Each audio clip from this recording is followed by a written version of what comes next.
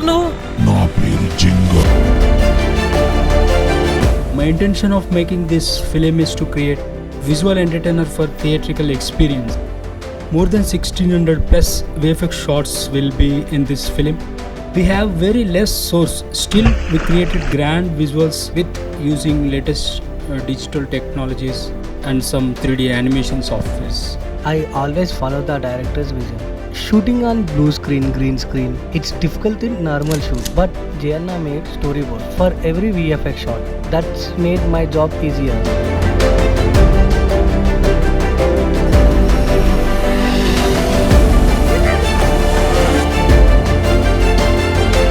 It's a big challenging for us to make India's first giant movie. After facing so many challenges, finally we did it.